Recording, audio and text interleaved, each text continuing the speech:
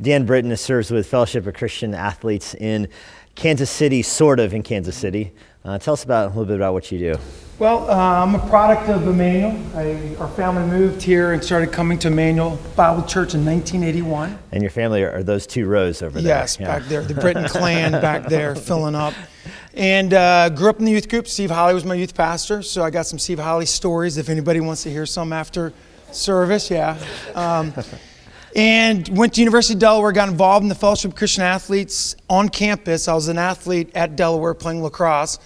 And just for the first time for me, combining my faith and my sport together, my love for Christ, my love for lacrosse, was there that every Thursday night at Fellowship of Christian Athletes. And my faith grew, got out of college, came back to Northern Virginia, became the local staff person here in Northern Virginia, did that for 13 years. And then I've been in Kansas City the last 14 years, and the last 3 years overseeing the international part of FCA. All right, so for people here who don't know what FCA is, just what's the, like, what, I know it stands for Fellowship of Christian Athletes. Yes. And beyond that, what is it? Yes, that's it. Yes, that's Fellowship of Christian, sweet. So we're Fellowship Christian Athletes. Now, we are a ministry that's been around since 1954, and we actually, our vision is to see the world impacted for Jesus Christ through the influence of coaches and athletes. So we do that in 4 different ways. We have a coaches ministry that we minister to coaches. We believe that we minister to and through coaches that will reach all the athletes, that the influence of a coach is significant. So we have a great coaches ministry. We have a campus ministry. We're on 13,000 middle school, high school, and college campuses throughout the U.S., working with about 500,000 coaches and athletes on the campuses. God still allowed us so far today. That door's still open to us. And then also we do a camp ministry where we minister to kids, take them for a week and minister to them through sports and Christ and share with them. Last summer, we had over 100,000 attend 800 different camps around the U.S. and around the world. And our last ministry is community ministry. So we have camp, coaches, campus, and community is our 4 C's of ministry. Well, you know, I have experienced the Fellowship of Christian Athletes before I was a Christian in high school. I remember the wrestling coach at my high school was a Christian and kept inviting all the athletes to Bible study, and he did things at his house, and I never actually went. The Lord saved me through a different avenue, but I always think back of, you know, one of the very few people who witnessed to me before I came to faith in Christ was a FCA coach. How do you encourage coaches in the area of evangelism? Yeah, well, one of the things that we're trying to do is obviously to reach every kid, every athlete. There's 57 million athletes under the age of 18 just in the U.S. Wow. Okay? 7 million do that in the school setting. 50 million do it outside the school setting in communities. So that's created a lot of unique difficulties for us to reach out into the community. So for us, we realize that the coach is a key to reach those 57 million athletes throughout our community.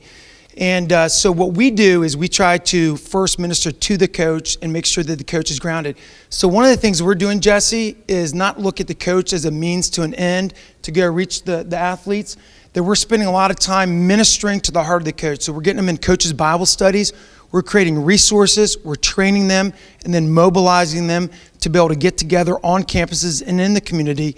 And then when the coaches are ready and they're full of Jesus and they're ready to roll, then they're able to reach out to the athletes.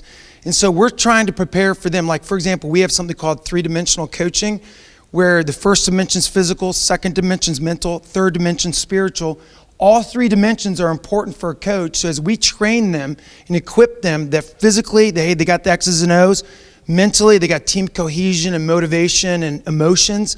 And then the third dimension, being able to encourage them to be able to capture the heart of the athletes, then evangelism is able to flow from that. Have you guys seen difficulties with your on-campus presence in the last few years? Is there starting to be more pushback? You know, you hear things like the high school football coach who said the school said he will fire you if you keep praying in Jesus' name, kind of thing. Is that widespread or is that overblown? What's your sense on that? Yeah, you know, it's changing. Our culture. I've been on part of FCA for 25 years, and now I'm doing a lot of international. But in the U.S., the landscape has changed significantly. We're getting more and more pressure from groups, not just the ACLU, a lot of other groups that are coming after FCA and other ministries like InterVarsity, Young Life, many others. So we're not being singled out. And it's on the college level, and it's also on the high school level, and the secondary level, and the middle schools. And so we're finding more and more we have to spend time training our students and training our volunteer coaches and our staff to know what the ground rules are of what's allowed and what's not allowed. But I have realized, Jesse, one thing, that at the college level, if the coaches are winning, they can do whatever they want, So, it's just wide open door. So somehow that works out. Winning may not be everything, but it is an open door to talk about Jesus. Yes, it is. Now, what does FCA International look like? Yeah, FCA being a 60-year-old ministry, we've focused a lot in the U.S. When I joined staff back in 1990, we actually, in our constitution, or kind of our bylaws, our structure programs, we said that we're going to be U.S.-based. And so we weren't even allowed to work outside the U.S. But yet our vision said to see the world impacted for Christ through the influence of athletes and coaches. So you had this conflict of our vision said go to the world, but hey, we're U.S. bordered. So I'm thankful that in the last 10 years, our leadership, our executive team, and our board of trustees and our president said, hey, let's go look at what we can be able to do to reach the nations of what we've learned here in the U.S. And so they kind of said, for me to kind of go begin to explore, kick the tires, and see what that might bring. And so as we started to do that over the last 10 years, we've been ministering and reaching out to partners. So not trying to put the FCA flag all over the world. It's not about colonizing a ministry throughout the world, but for us to recognize the ministries that are already there, the local, national leaders that God has raised up. And then our presence started growing so much, Jesse, that in the last 3 years, they moved me from my position over programs to international. And with that, we're now in 60 different countries. Wow. With 133 leaders. And out of those 133 leaders, only 12 are U.S. citizens. So the majority of our staff and our leaders that are ministering within the cultures are the local national leaders that God has put them in place to do that ministry. And so we're seeing explosion across the world. So in a typical country you go to, are you starting with like evangelism towards coaches, or are you finding coaches that are believers and equipping them much like you would do in the States? Yeah, we're actually taking one step back. We're finding the ministries that are already been there, maybe for 5, 10, 15 years, that are already having a heart to do sports ministry. So they might have begun the process, but they don't really have the training, they don't have the resources, the curriculum, the tools, the ministry tools, and the programs to mobilize the way that FCA has. So one of the things that we've been really careful about is making sure that we don't just go and go, hey, we got something for you, just take it and plop it over there. But the contextualization before the translation has been something that we've learned significantly. So some ministries that work here in the U.S. might not work outside the U.S., but just with a little tweaking or adjusting, then they're able to work and minister. So we're working first and foremost with ministries, and then being able to do the coaches, and then the athletes flowing through that. Do you have any Sports Center highlights in the last few years in ministry? Wow. Any examples of where you've seen the gospel changing lives and bearing fruit in an unexpected way?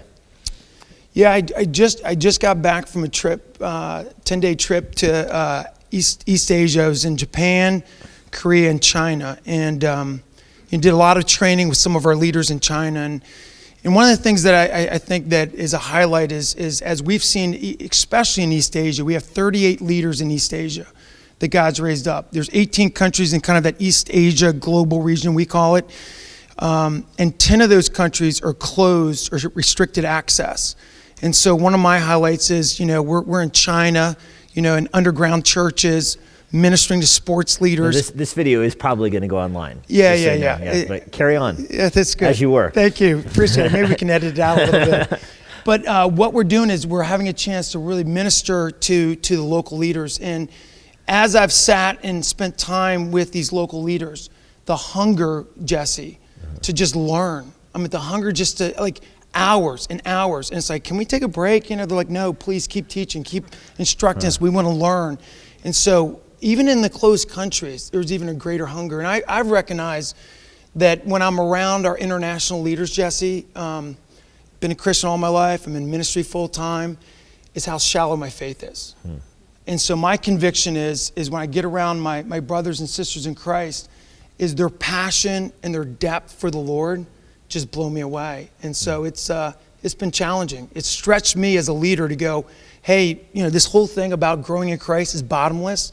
How far can I grow my relationship with Christ?